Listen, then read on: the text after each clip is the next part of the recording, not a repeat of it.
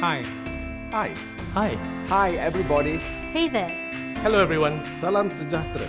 各位大家好。 Good evening, my fellow Singaporeans. My name is Chee Soon Juan, and I am the Secretary General of the Singapore Democratic Party. I'm Dr. Paul Anantambaya. My name is Benjamin Queen. I'm Min Cheong. My name is Robin Low. My name is James Gomez. My name is Wayin. I am Damanhuri Abbas. I am Tan Ji Se. I'm Alfred Tan. Support me and support the SDP. Please support us, support SDP. Support the SDP. Support the SDP. Support the SDP. Sokong SDP. உங்களுக்கு பணி செய்ய நான் காத்திருக்கிறேன். 支持農能，支持民主黨。 Support us to help build a democratic Singapore based on justice and equality. I invite you, my fellow Singaporeans, to stand up and walk.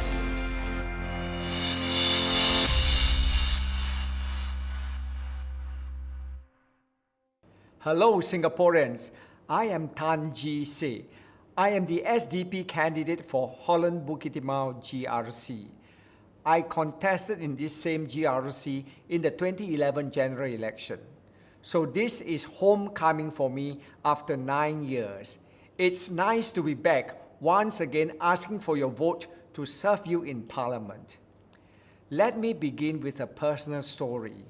Many of my friends and family have asked, Jise, you can live very comfortably. Why do you keep on putting yourself forward despite the overwhelming odds, despite the character assassination? Why do you not retire comfortably? Well, I'm doing this to uphold the legacy of my late mother, who always wanted me to help the less fortunate. I am doing this to give voice to the current people of Singapore, and I'm doing this for the future of my children and my children's children. You see, I come from a large family in which I am the 9th and youngest child. I saw how my washerwoman mother struggled every day to bring up 9 children. And these personal observations and experiences have shaped my thinking on helping the poor with real resources to get out of poverty. When our livelihood improved in later years, my mother would always ask me to help our poor neighbors and relatives with pocket money because she knew what it was like to be poor. Her keen interest in helping others has inspired in me a passion to help the poor and vulnerable, which continues to be my strongest motivation for me to step forward for Singapore. In addition to the poor, I will speak up for all Singaporeans who deserve a fair and just deal in return for their hard work and sacrifices in building up this beloved country of ours. This COVID-19 crisis has highlighted the unfairness and inequalities in our society, with the lower income groups suffering the most from this public health fallout. I will talk more about the economic impact later, but first I want to discuss about what COVID-19 crisis shows up. It is often said that it takes a crisis to reveal the true character and capability of a leader. So it is with this COVID-19 situation. In a public health pandemic, it is highly irresponsible for a government to call for an election, which can and will potentially expose people to more infection. This is especially so for the older and more vulnerable members of our society, in spite of all the precautionary measures that are in place. In calling for an election amidst a pandemic, the PAP government has put its interest above the safety of the public as it seeks to take advantage of the people's fears for political gain. The late Mr. Lee Kuan Yew once famously said, "This is not a game of cards, this is your life and mine. Why then is the PAP gambling with our lives, putting their interests above the people's? Why are they not following the words of their founder, our founding father?" COVID-19 is our biggest crisis in decades, our biggest war. We spend billions to raise, feed, train an army to prepare for war. And when war comes, we are fully prepared to fight it and win. Otherwise, it would be a total waste. When COVID-19 first broke, we were told that the government had learned its lessons from fighting SARS 17 years earlier. But within weeks, they reversed their policies from not wearing masks to wearing masks, from keeping schools, workplaces, and shopping malls open to closing them, from living life normally to virtual lockdown for months. Other countries such as Taiwan, South Korea, Hong Kong, and New Zealand have managed to achieve great success in dealing with this pandemic. Our frontline healthcare workers have done an excellent job in tracing, isolating, treating, and curing those infected with the coronavirus. So why are we in this situation now? This pandemic has fully torn apart the illusion that the PAP has a monopoly on knowledge, that only they know what is good for the people. In a way that no one wanted, it has shown us the immense danger of groupthink. More than ever before, we need checks and balances in Parliament. I am glad that the government is spending a huge sum of money, about $100 billion, to try and help the people in this crisis. It comes mostly from our reserves, with more than $20 billion from borrowings. These loans have to be repaid, and I recall DPM Heng saying that, if I'm not mistaken, that he will want to restore the reserves in the future. We need to clarify, does this mean that we will have to pay higher taxes in future? It is vitally important that we check on this and how the $100 billion is spent, and whether it benefits the common man fairly and not let big employers take up a disproportionately large share. We need good people in Parliament to scrutinize this spending and ask the right questions. They cannot be kakinang, their own people from the ruling party, as they cannot be expected to ask probing questions. We at SDP will not be afraid to ask the tough questions needed in Parliament. We will also make sure that the promised 100,000 jobs and traineeships are truly long-term jobs and not just short-term traineeships of 3 to 6 months, which do not aid the long term. We will see to it that these traineeships and jobs are in essential sectors such as education, healthcare, and social services, as they are more enduring and sustainable. And we want to make sure that these positions are filled by Singaporeans first. The 4 budget packages are very focused on the short-term effects of COVID-19. While this is good, we need to look beyond the pandemic and address the fundamental issues surrounding the economy, such as the rising cost of living and retrenchments due to disruptions caused to the economy. We will advocate for the 7% GST to be suspended at least until the end of 2021. Together with monthly cash allowances of $500 to senior citizens, this will boost neighborhood spending and improve the local economy. Retrenchment benefits should be more generous, such as giving retrenched workers 50% or half their previous salary. The people must come first in whatever the government does. We will resist any attempts to increase the population to 10 million, as this will cause overcrowdedness and make us vulnerable to infections, and will require a massive influx of foreign workers that will depress wages and take away jobs from Singaporeans. These are the 4 yes and 1 no that the SDP will advocate for you in Parliament. Now, let me talk about how our team in Holland Bukit Timah JRC can help you directly in the community. The four of us have different strengths and skills that complement each other. We are diverse in our experience and hail from different backgrounds, from public housing estates to private ones. This will help us understand the problems and aspirations of residents in Holland Bukit Timah and make us serve you better. We also have working experiences in large organizations that will help us run town councils efficiently and effectively. Town council work involves coordinating the work of contractors and suppliers and making sure proper tenders for work and other procedures are carried out. Alfred Tran had previously worked in large commercial banks and is now a proud owner of a business chain. Min Cheong had launched retail products for a large conglomerate and is now into promoting workplace wellness. James Gomez has worked as professor in universities in the region and was a regional director of an international human rights organization. I myself have worked in large government departments and international banks.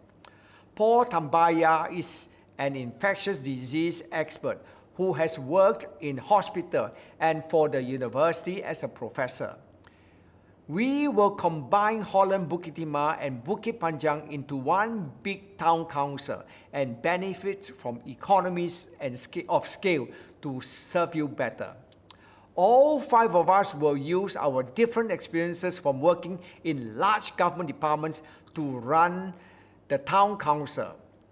We would know what needs to be done if a problem breaks and who to call to fix it. In short, we will bring both the brains and the hearts to serve you. Fellow Singaporeans, give us the chance to serve you in Parliament and your town council. We at SDP will put into action the 4 yes and 1 no. Thank you.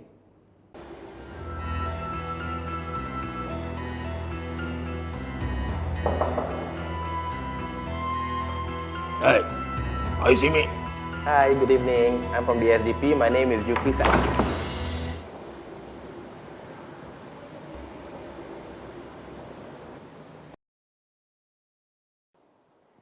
Oh, hello, madam. Yeah, I'm calling from the SDP. My name is...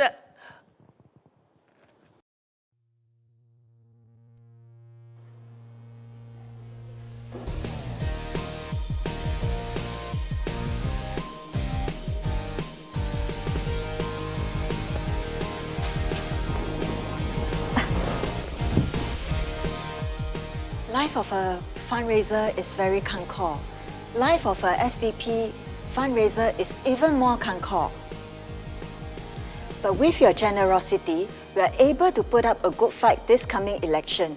You can donate $10, $20, 50 grand also can. You can also support us by buying a copy or 10 copies of our party manifesto at $40 each.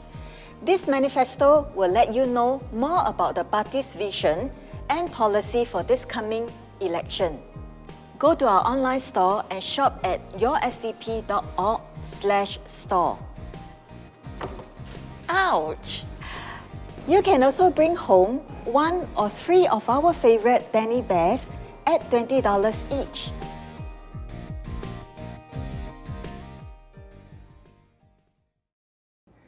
Dear friends and supporters, I am Wayin from the Singapore Democratic Party, SDP.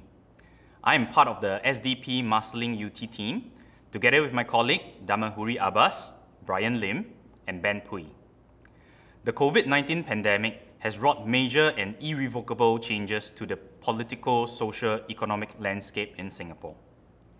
Our economy is expected to shrink 4 to 7%, the worst since independence.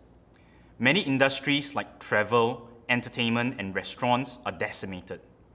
Good companies are freezing headcounts and pay. Ailing companies are closing or consolidating, leading to pay cuts if you're lucky, or worse, face retrenchments. Analyses are predicting up to 200,000 retrenchments in the coming months and year. This is why we believe that other than a one-off payment of support funds, Singaporeans are going to need a better support system in place to tide us over the havoc wreaked by the COVID virus. Our 4 Yes, 1 No campaign is formulated to relieve the pressure and anxiety that the people are facing due to the aftermath of the COVID pandemic. First yes, suspension of GST. Given how unprecedented the economic fallout is going to be, we will not be able to rely on the same old to deal with it. We will need to dismantle the usual SOP and come up with an equally unprecedented way to solve this unprecedented problem. That is why we are proposing to suspend GST until the end of 2021. By bringing GST to 0%, we are helping to reduce the burden of daily expenses for the people. Suspension of GST will also help to stimulate the economy by encouraging spending, which will in turn hasten business recovery. Second yes, retrenchment benefits for laid-off workers. We will fight for retrenchment benefits to be paid to workers who are retrenched as a result of COVID-19. While the effort by the government to ensure that companies keep workers employed by subsidizing their salaries are commendable, there are still going to be industries and companies out there where they are simply no longer able to sustain or function the same way in a post-COVID world. With record retrenchments on the horizon, we will need to support workers beyond the funds set aside for skills upgrading and job training. At the end of the day, you can train retrenched workers all you want, but they will also need to put food on the table for their family.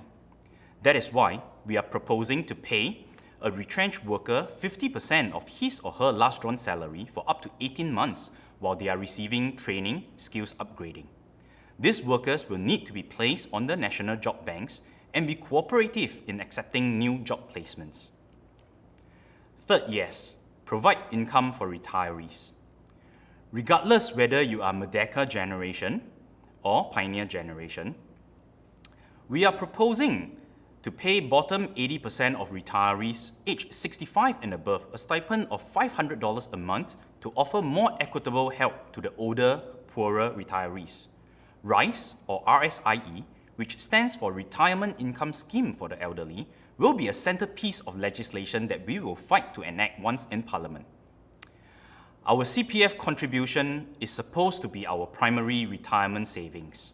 However, with deductions to Medisave and high cost of housing, many seniors are now stuck in the situation where they have insufficient funds in their CPF account, which is why a report states that CPF pays only an average of $280 a month to retirees, while working children pay close to $500 a month to their parents. This is, however, still far short of the $1,380 local researchers found to be required for an elderly folk to live a dignified life. With retrenchments and pay cuts expected to increase in the coming months, working adults will find it even harder to provide for their own children and take care of their parents at the same time. By providing $500 for the average retirees, RISE will also relieve the financial pressure of younger working generations. The fourth yes, put people first. While we understand that we are not able to lock down our economy for an extended period of time, sooner or later we will need to reopen in order to remain productive and avoid further damage to jobs and economy. At the same time, we need to understand that many countries that have reopened are now facing a second wave of spikes in COVID-19 cases. If that second spike happens in Singapore, it may constitute to a weakness on PAP for failing to manage a crisis, which will directly affect their vote share.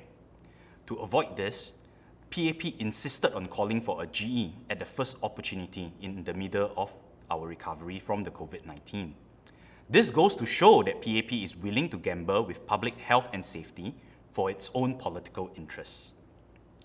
To put things in perspective, various opposition parties, including the SDP, have put out statements to rally behind PAP, urging them to focus on sorting out the containment of this virus before calling for an election.